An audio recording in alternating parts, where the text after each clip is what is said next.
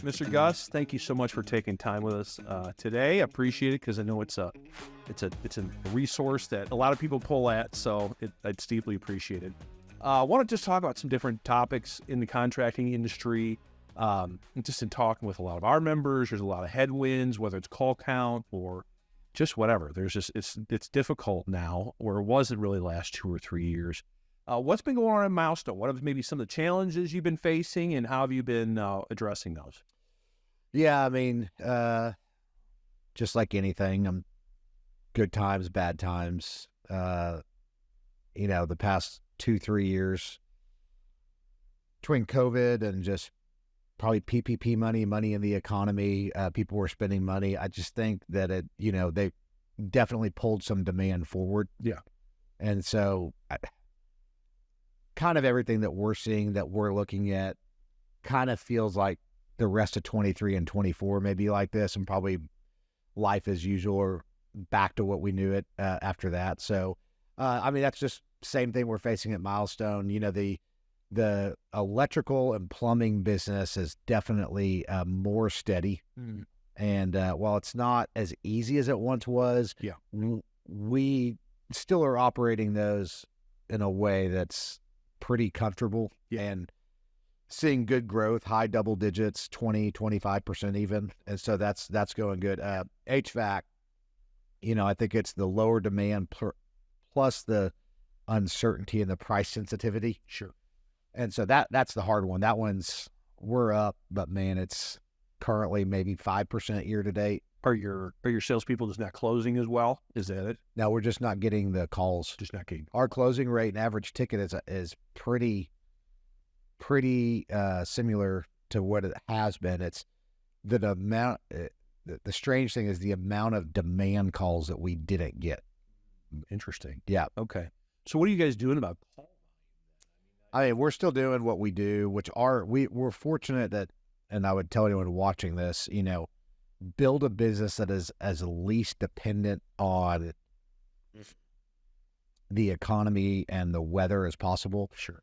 So tune-ups have always, we have a lot of technicians, and tune-ups has always been something that we do. Yeah. So we're just running our tune-ups and becoming better at finding the things inside the home. Yeah. Whether it's small repairs, indoor air quality, and different stuff like that to make the business go. Yeah. So it's more important forever for, you guys have training down. You've been doing so well for so long, but people watching or listening that maybe if not, it's time to really ramp up that training, doing it more often, making sure to hit every step there is in the call. Yeah. And we've done it forever, and we're doing it all again right now. Yeah. You just have got to work.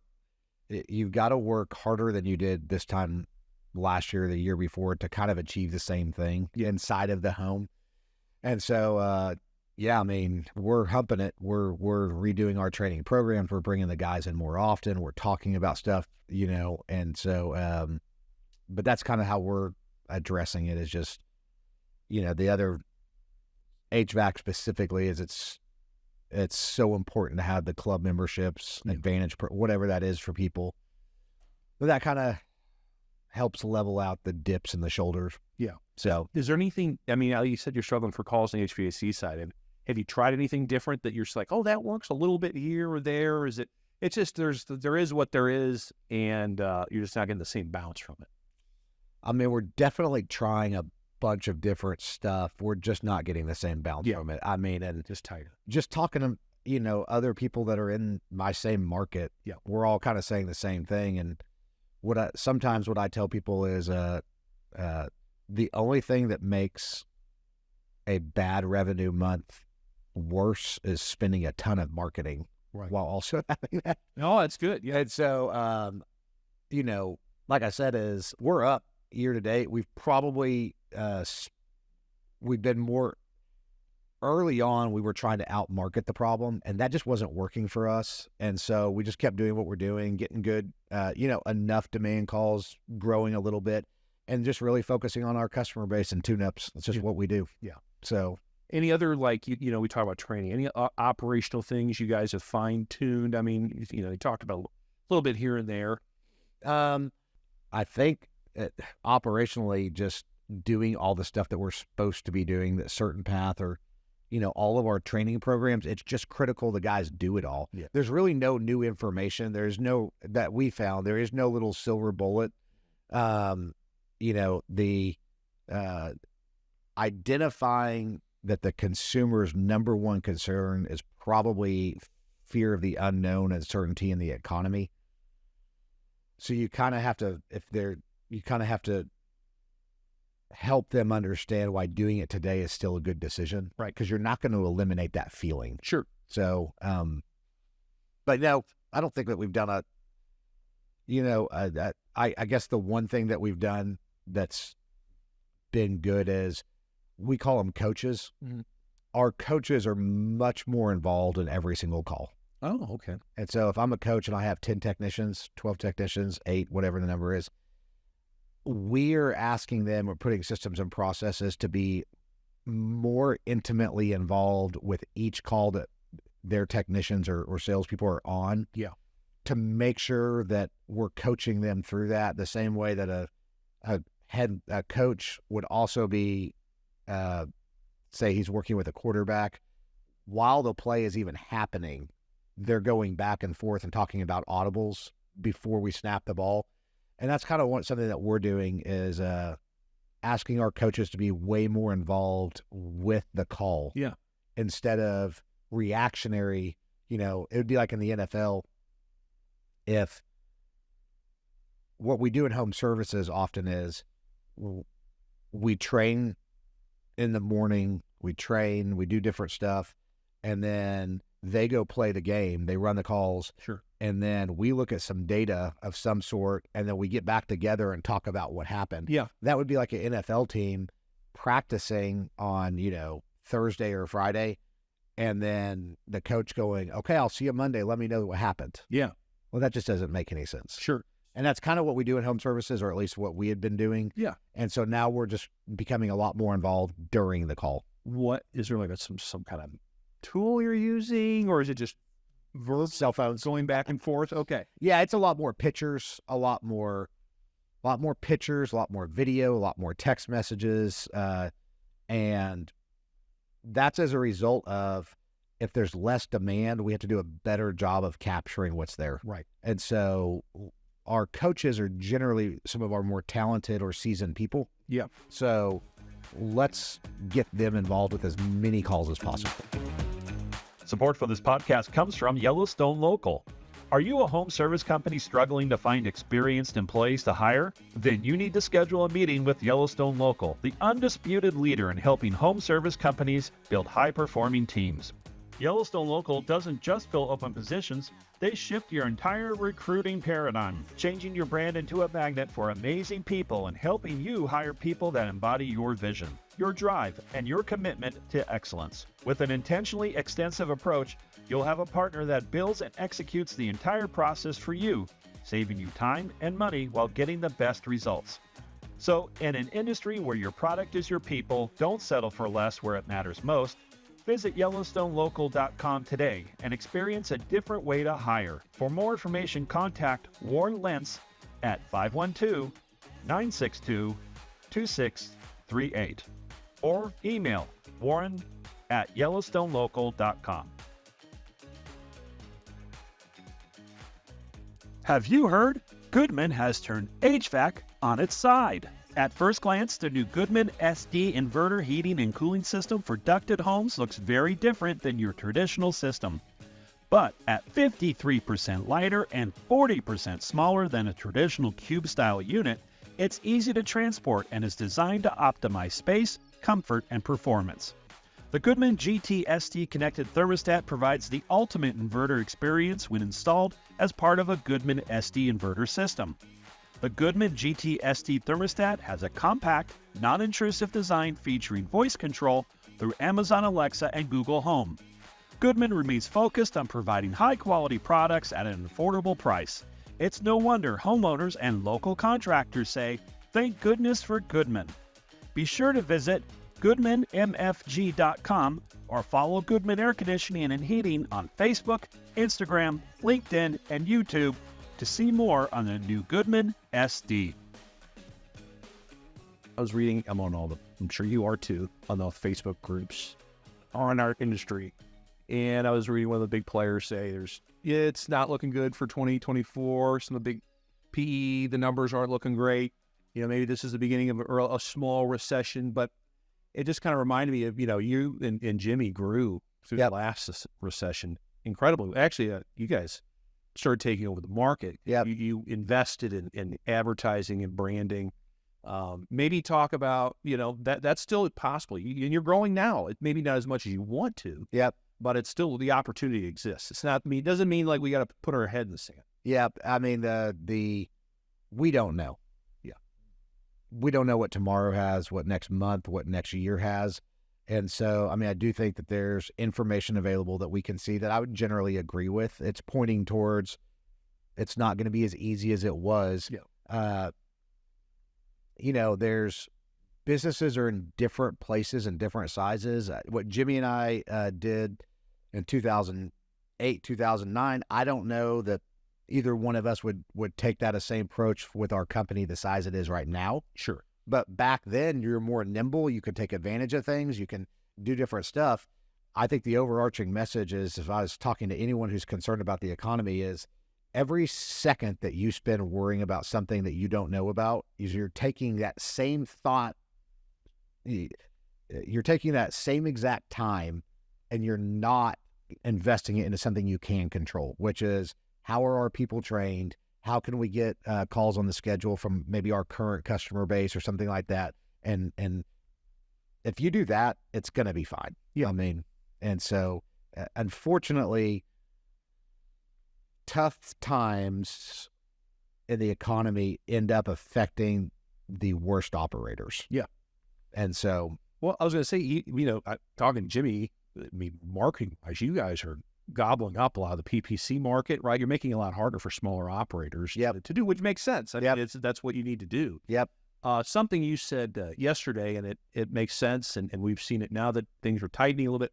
More talented people are being available. Maybe talk about how is it you're finding that more people are applying? Yeah, I think it's from a strategic standpoint, it's a two-way street. Is the team members have had the benefit of kind of getting some advantages in the marketplace as far as pay plans and different stuff like that. And that's okay. Sure. I mean, no, I don't think anyone's trying to squeeze all their team member. I sure hope not. Yeah. And that's okay. They had a good run of getting some benefits and stuff like that. And companies could do it. Yeah. I think right now companies need to be thinking about, okay, well, if that's not going to be happening, we can't keep those, say, pay plans in place. And I think right now is a good opportunity for companies to adjust some of the compensation plans that have been out there that were fine when it's, feast, but maybe not when it's famine. Right. And you can change those because the team members are less likely to react emotionally and leave. Yeah. There's also good talent out there. The biggest mistake that probably any business in our industry, or however you want to do it, is not reacting quick enough to when things change. Yeah. Man, we used to have a recruiting department, and I had 4, 5, 6 people in there just calling all day long, making offers. I think we have 2 people now. Right.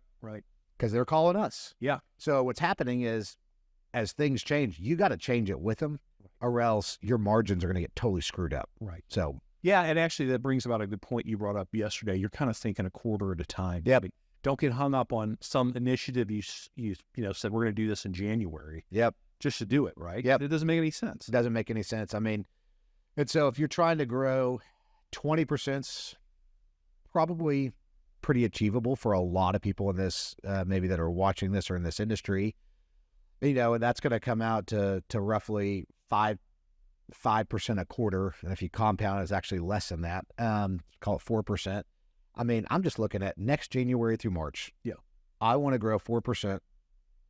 Do I have the resources and the assets that we need and the strategic plan, and what possibly would stay? That's how we do it. Everyone does it different. We say we want to say that's the number that we want to hit. We instantly go to, let's start writing down anything that would stop us. Yeah. from achieving that, and then we just try to problem solve around that. Do you guys get together weekly to brainstorm? Quarterly. Quarterly. Yeah. Okay. So about 6 weeks out from the start of the next quarter is our rhythm. Okay. And it's, here's where we're at. We have enough data from the current quarter to kind of feel like what's going, and then kind of project into the next quarter, see where we want to be, and then talk about what is it that we need to start. And a lot of it's carryover conversations. Yeah. I mean, but some of it's not, one quarter. I mean, it was Q4 of last year, we're talking about recruiting. Right. 90 days later, when we're sitting in that meeting, we're not talking about that at all. Right. Right. So that's how quick that can change. Sure. So that's a good follow-up. It'd be recruiting. How about retention? That was such a big thing we talked about last year. Yep. Is retention, I mean, obviously you worry about your people, but is it not as strong of a focus now because people aren't leaving as much? We don't have to put as much effort into it. Sure. Yeah, I mean, obviously nobody wants their people to leave. Yeah. 100%. But now looking at that, we're not having to do near as much as we used to. Right. People aren't coming after our people like they were. And like I said, it goes back now. In order to stay healthy, you may have to adjust some of those things that you were doing during that one period. Right. And now it's not the same, but let's keep everybody employed. Great place to work. But we may have to adjust some things. Sure. I don't know. I'm intrigued to see what your thoughts are on this. I know in our business about 5-6 months ago, it felt like AI just exploded. Yep. And we were like, let's figure out how we can try to use this. Yep. And how is it? Have you implemented anything with AI? Have you tested anything? I know this is a loaded question. Yeah, I hope that New business, AI business opens, I think, every day. Yeah, I hope that everybody that's in my market that we compete with focuses on AI. I'm just joking. We've always been a late adapter. Mm-hmm. And what that means is I just continue to think that the home service industry, we're not curing cancer. We're not saving babies. It's a relatively simple industry. Yeah.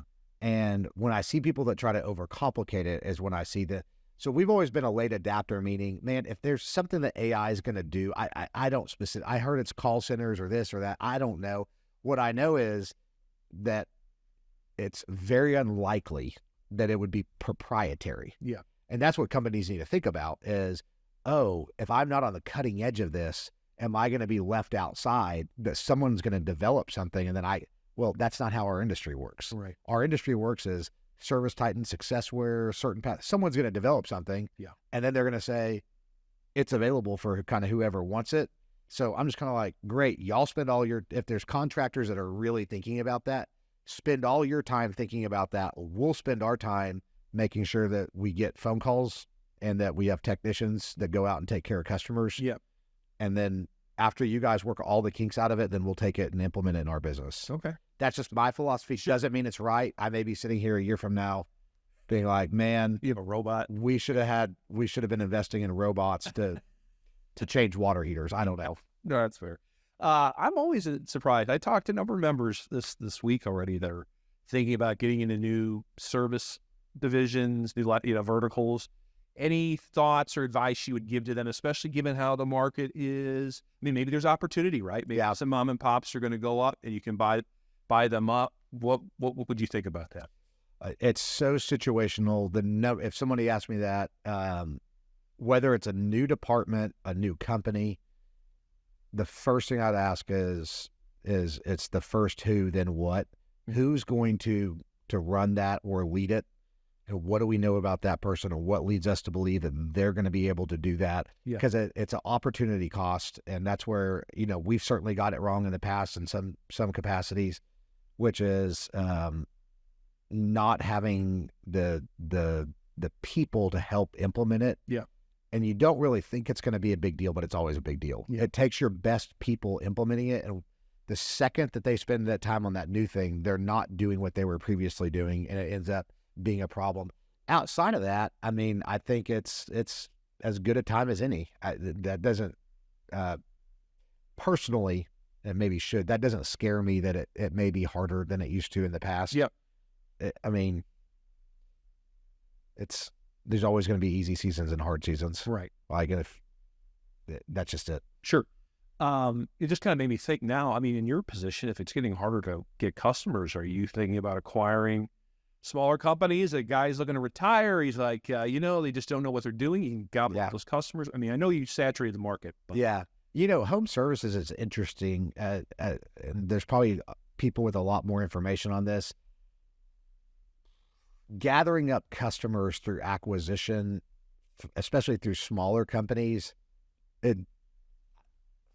I just don't see that that's been super successful frequently. I'm not going to say it doesn't ever work. Yeah. But when you're buying a smaller contractor, they have a group of customers that may use them so take Milestone. If we're in 400 to 500 homes a day, for me to get more customers, it's a big, like, we need 40 or 50 more customers a day. Well, that's not necessarily a small company. Sure. And then what you also find is those small companies and those customers they knew the owner of that they don't like Milestone.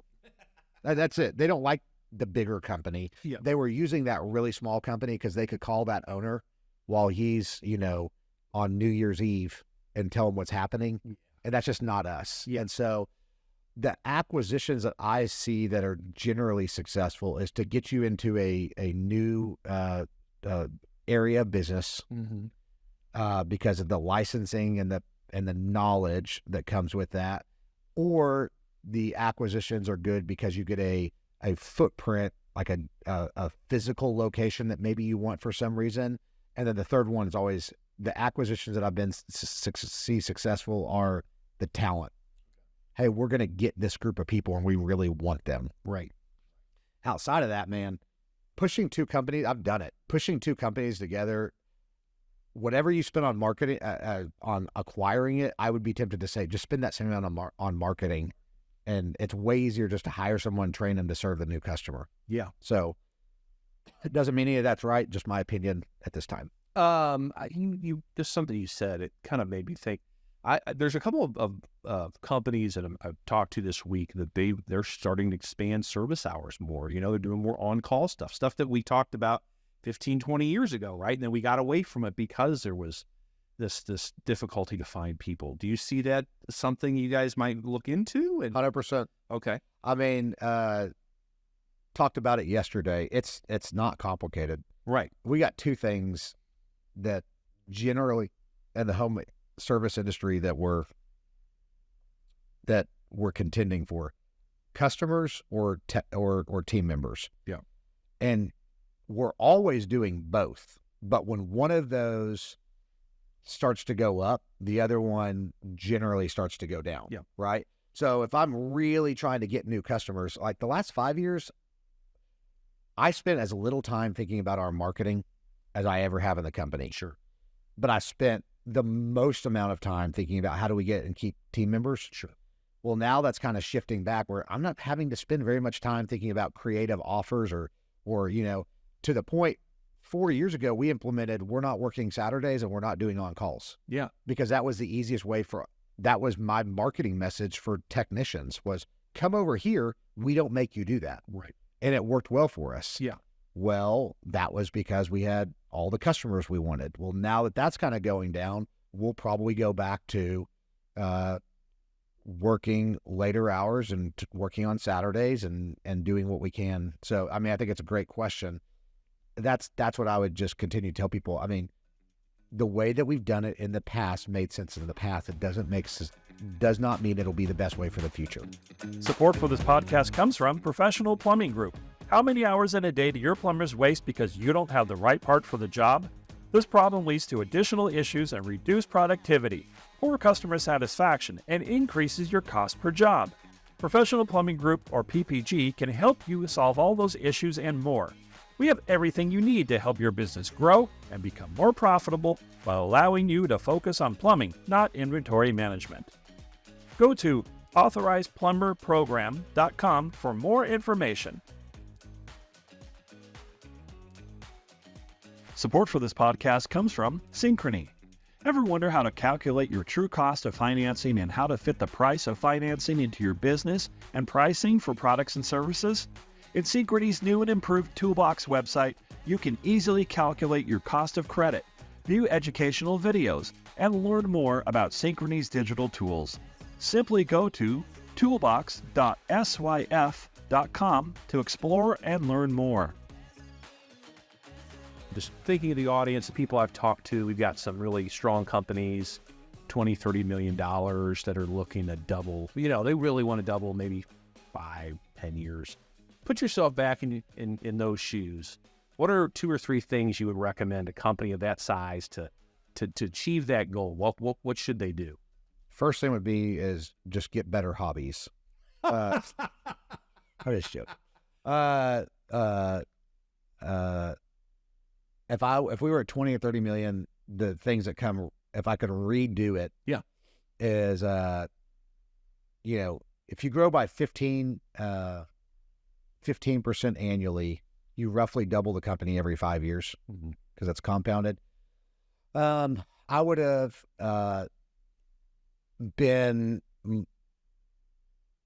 taken quicker action on getting the right people. Yeah. Because if you think about, if we're at 40 million, that means everything's going to mostly double. Yeah. And so the people that help get me to this place, are they going to be the same people that help me get me there? And if there's anything going on right now where you're leaning into them, being like helping them operationally or anything like that, then you can only imagine if everything doubled. And the problem is when everything doubles, your ability as a leader to lean into areas just gets tighter and tighter and tighter. And people start running businesses inside your business. Right. And so the number one thing is I would be world-class at assessing the talent that we have. Yeah. And seeing if those are going to be the right people. And we think that that's really bad, and it's really not, because making that adjustment right now is better for everybody. Yes. And so I would tell people that. I would also, if I was going to go from 20 to 40 million, I would be thinking about, what my marketing message is. Yeah. Because a lot of the time you can get to 20 to 30 million with a weaker marketing message. Yeah.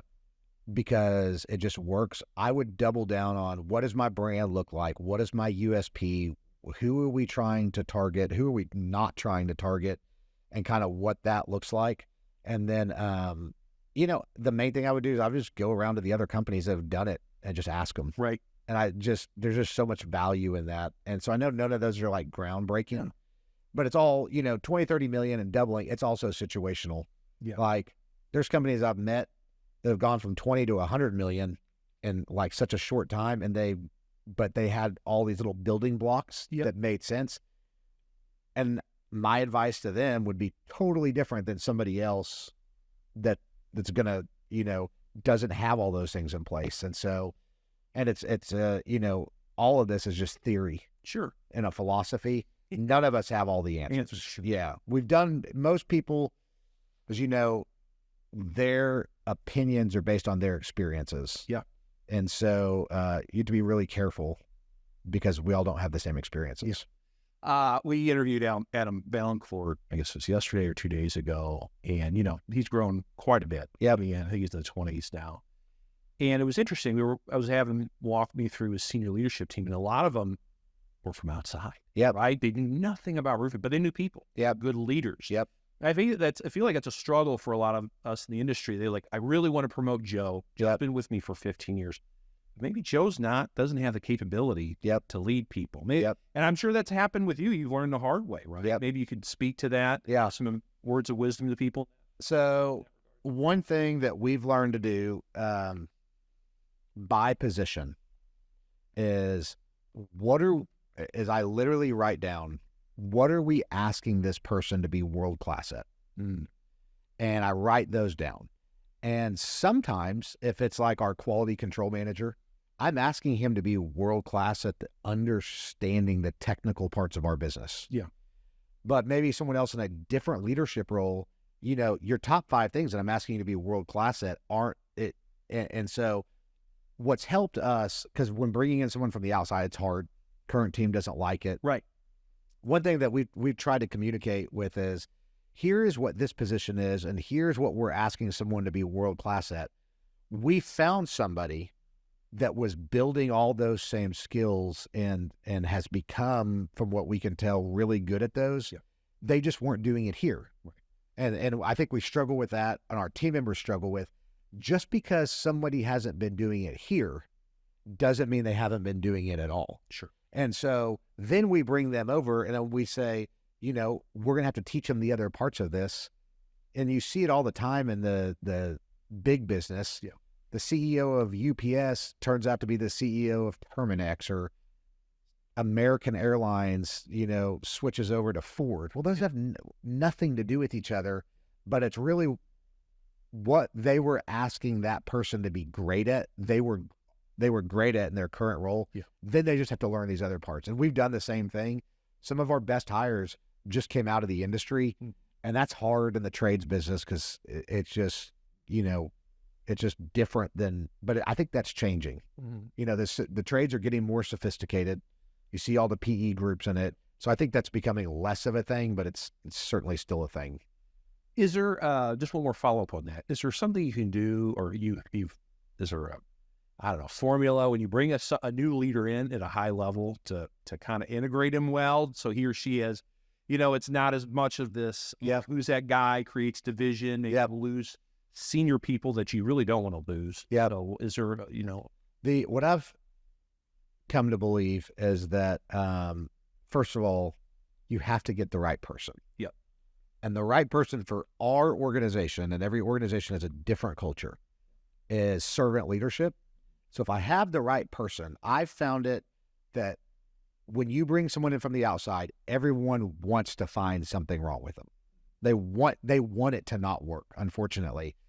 When it comes to servant leadership, servant leadership is getting there and day one going, hey, can I just go on a ride along with you? Yeah. Hey, can I sit with you? Hey, they brought me in here and I want to do a good job. I recognize that you feel like you may have wanted this job that I have. And my goal is whatever they saw in me, I want to help give that to you so that whether it's here or at another place, you have that. It's one of the things we ask someone to do when we bring them in from the outside, a leadership role, is don't give any opinions, any instructions, anything for at least 90 days. It's your job to come in here is to win them over by the way that you serve them. Right. And so that's one of, is it a formula? I don't know, but that's all dependent on the person. Sure. And so, and I've seen it work, really well, which is just, this is not like a new principle. It's been around for a couple thousand years. There's a whole book about it. But that has worked for us. That's good. And people, it's whenever you just sit down with someone and say, well, how can I help? What's wrong today? Well, let me grab that. They have a hard time not liking that person for an extended amount of time. So everybody has the bad connotations of the person that shows up, doesn't know anything about the business, and then starts barking orders, forming opinions, rearranging stuff. And people are like, oh gosh, here we go. Yeah. So, all right. So on the one hand, we've got I've talked to a lot of bigger guys that are looking to do really big, and I've also interviewed a handful that are $2-3 million. They're doing 15%. They're super eager, but their hands are in everything, right? And they're just crazy. So if you put I know this is not the most appetizing thing to think about. Put yourself back in those shoes when you were just in everything. What would you have done differently? What would you tell them to do to kind of accelerate growth, to kind of normalize life again, right? Not to be in the thick of it constantly. Man, that 2 to 3 million range is hard. Yeah.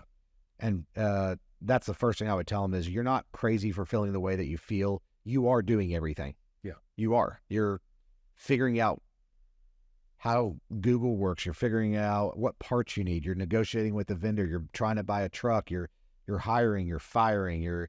You're negotiating a landlord deal. You're figuring out how your accounting system. You're doing everything. And so that is the hardest part. Yeah. And I think the number one thing I would tell them is it's hard. Yeah. Like, you're not doing anything wrong. This wasn't easy for anybody. And if it was, then everyone would just be $10, $20 million companies. I believe it's actually easier to run a $10 or $20 million company than the 2 to 3, unless you're just so well capitalized, you can bring in all these great people right off. Right. So what I would tell them, the 2 to 3 million, is it's so dependent on your key players. Yeah. And so I would hire, what I would have done differently, I would have hired a incredible executive, we call them executive partner, executive assistant, whatever, administrator. I would have hired that person day one. That, and what you're wanting with that because when we're 2 or 3 million, we really have the people that we have, we feel like are in positions that add to productivity of the company, which is a call center, a technician, maybe a parts, something like that. But we don't have anybody that their entire day is just executing, because that's at 2 to 3 million, you can get to 5 million. You just have to do the things that we all know to do. So having that executive assistant or partner, which is going to cost some money, but it's so worth it. You'll get there faster. Is outlining the strategy for them. Yeah. Which is, hey, I just need this done, and then letting them do it so you can move. And the way I envision is that person at the end of the day should be able to do almost every single thing that you do, except the things that you are exceptionally gifted at. Yeah. That may be a part, that may be like you're the master plumber and that person doesn't know that part. You may be the best trainer, so they're not going to do the training, but they can do almost everything else. I've given that advice to so many people, most people that have done it have come back and said that was an absolute game changer. Because what you're doing at 2 to 3 million, what you actually are fighting against is you don't have time. Right. And you are multiplying. I think it's like a 1.8 multiplier. Yeah. You're getting someone just like yourself, but you're getting it for a much smaller price that almost doubles your productivity. Yeah. So what kind of person is that? What kind of person are you looking for to fill that role? It's a special person. It's usually, it's a lot of the times it's someone that yeah, that you just see the way that they are when you're around them. They're a doer.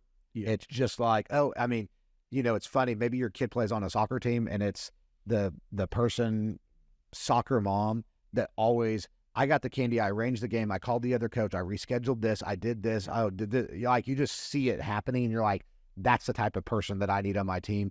There is no like exact science. We have 3 to 4, maybe across all of our organization and companies, 5 or 6 of these people, they've all come from vastly different backgrounds, yeah, but they all operate the exact same way, yeah, which is they get a lot of satisfaction out of helping you win.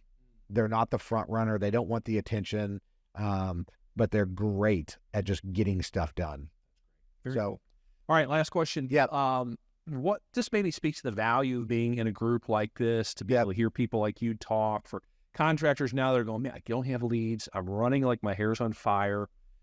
I don't have anyone to talk to. Yeah. Right. I mean, maybe speak to what, being in the organization in your early days and even now, how that's beneficial. Yeah. I mean, like jail is like one of the worst places you can go, right? Sure. What's the worst thing that they do to you in jail? You're already there. It's awful. Yeah. What's the worst thing that they do? They put you in isolation. Yeah. Oh, yeah. Right? The only thing worse than being on a stranded island where you're like dying would be to do it by yourself. Yeah. Like, so right off the bat, the only thing in my mind worse than it may be a hard economy. You may have struggles. You may have hard time hiring or that stuff. The only thing worse than that is either A, not knowing it's happening. Yeah. Which that's what's happened when you're on an island or you're isolated. You just don't know it's happening. The second thing would be trying to solve the problem by yourself. Yeah. Like your particular question is a great question. It's also the most fundamentally easy question. Right. It's, as human beings, everything is generally harder by yourself. Yeah. I mean, the Bible says, like that they always use during marriage is two cords that are wove together, not easily broken. And so I think that the importance of groups, the importance of peer groups, the importance of CertainPath, the importance of friends. I mean, it would be impossible for me to spider web where our company is if I spider web back to the people. Yeah. And the conversations from being at an expo, from meeting someone at a peer group and from an idea, like it would, but almost none of it would lead back to the bubble that's called Gus. Right. The only thing that Gus has done was the willingness to be a constant learner by talking to other people. So many of the spider webs came back to other people. Like, hey, this is what we're doing. Maybe you should try this, or maybe you're just getting in a room together. For years, I got into a room with Brad Huff from Indianapolis, and we did our budgets and our planning together because we both owned the companies, but doing it together gave us a lot of insight. So, yeah, I mean, I would tell anybody, I mean, if you are not connected, if you're not in CertainPath, if you're not in groups, if you're making it so much more difficult. Right. And this is, it's a, I said this yesterday, it's an extremely complicated industry. Yeah. And the reason that we know that is because there's almost no publicly traded companies that do what we do. Right. And to be publicly traded, you have to be able to scale. And to be able to scale, something needs to be simple. We are in an industry that's incredibly difficult. At any given time, we're dealing with a labor, with a homeowner, with a supply chain issue, with a liability from a driving. Our finance company isn't. There's so many variables that we deal with. You cannot do it alone. Yeah. Can. And I maybe speak to this because there's I referenced them earlier. There's all these Facebook groups out, and there's good information. Yes. Some there's not so much. Yeah. But there's still value in sitting with someone face to face, right? It's like, I mean, I've worked virtually for a long time, but I am always re-energized when I get together with people I work with, when I come to Expo. The Facebook groups is not the same thing as this. That would be like saying you and your wife are happily married, but you only ever talk on FaceTime. I mean, right? Yeah, yeah. That would just be like, we don't need to live together. We can just, no, there's a reason you want to go out on a date and see each other in person and you live together in those different aspects. The digital groups are great. Yeah. I mean, I can tell you, if anyone watches this, my Facebook profile got like hacked a year ago. Oh, don't even have it. Some person in Vietnam has it, and they're like tried to ransom. I was like, you can just keep the thing, man. So I'm not even on any groups. Okay. Because I just stay connected to people. I stay connected to human beings. Yeah. And I come to stuff like this, go to do shop visits. I mean, if the average person, I am totally against all social media. I just think it's one of the most destructive, giant waste of times possible. Yeah. I have 2 little boys. I tell them the second you move out, you can get it, but dad doesn't have it or use it. So you probably don't need it either at this point. Yeah. I think it's destructive in the business. I think people say stuff. I think that there's so much of half informations, pieces like that, that are destructive when people hear it. Yeah. I'm not a fan of it, but it doesn't mean there's not good information on there. Sure. I know that there's a whole different generation that loves it, and I see them doing well with it. So I'm not saying anyone should stop it, but yeah, the face-to-face, the picking up the phone, the seeing somebody, the visiting, the coming to a group, you just never know when you're going to sit down next to somebody. Right. Have I told everybody the stories of just riding in an elevator and says, hey, someone says, I'm not the most outgoing. So someone would say, hey, where are you from? We start talking. And a long story short, you bring up Adam Vaillancourt. Yeah. That exact thing happened. Sat next to him, this, that, and the other. He ends up recommending this one particular person that's a kind of a consultant, end up hiring them and completely changed our business, all because I went to something and I sat next to somebody. Yeah. And I have literally hours of stories like that. And I think anyone who comes to anything, I'm not special. They have them too. So... Good nugget. Yep. Gus, thank you for your time today. I really appreciate it. Yeah, thank you. Support for this podcast comes from Clean Effects.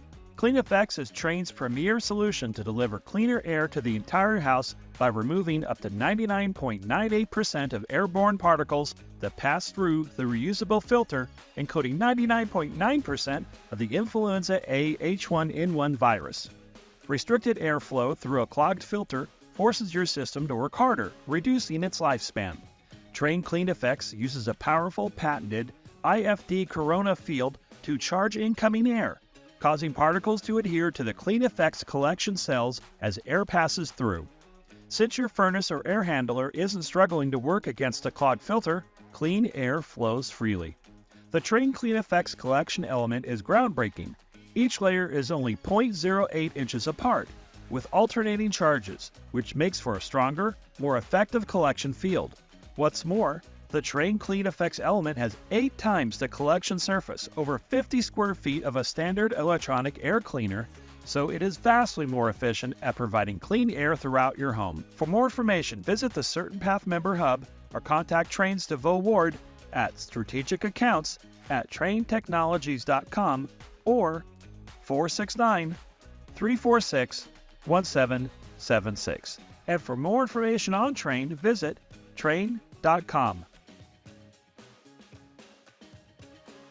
The Successful Contractor Podcast is part of the CertainPath family. CertainPath builds successful home service businesses and has for 23 years. We do it by providing contractors with a proven path to success, professional coaching, software solutions, and a member community of over 1,000 contractors just like you. Doubling your sales with a 20% net profit and an inspiring company culture is all possible. Let us show you the way. With CertainPath, success is made certain. Visit www.mycertainpath.com for more information.